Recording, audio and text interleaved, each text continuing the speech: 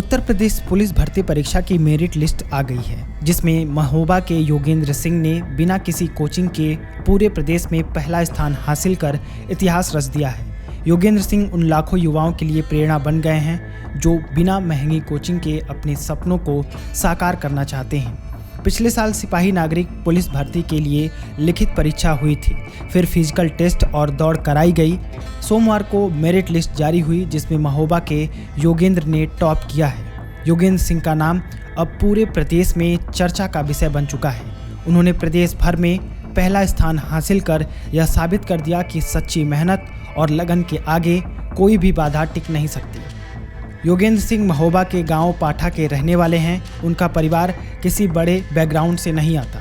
उनके पिता कामता सिंह फरीदाबाद में एक कंपनी में मजदूरी करते हैं। योगेंद्र के घर की आर्थिक स्थिति बेहद सामान्य थी, लेकिन योगेंद्र ने कभी भी इसे अपनी कमजोरी नहीं बनने दिया। उनके पास महंगी कोचिंग लेने के पैसे नहीं थे, लेकिन उन्होंने अपनी मेहनत के दम पर कमाल कर दिखाया है।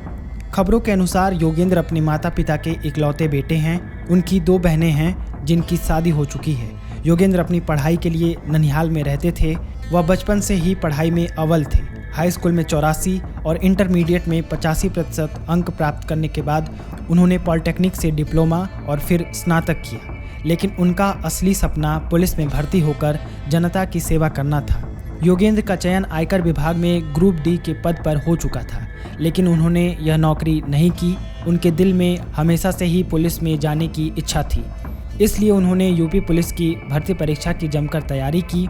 आज के समय में जब कोचिंग सेंटर ही सफलता की गारंटी का दावा करते हैं, योगेंद्र ने बिना किसी कोचिंग के न सिर्फ इतनी बड़ी परीक्षा पास किया, बल्कि पूरे प्रदेश में पहला स्थान हासिल किया है। योगेंद्र बताते हैं कि परीक्षा की तैयारी के लिए उन्हें खुद पर पूरा भरोसा था।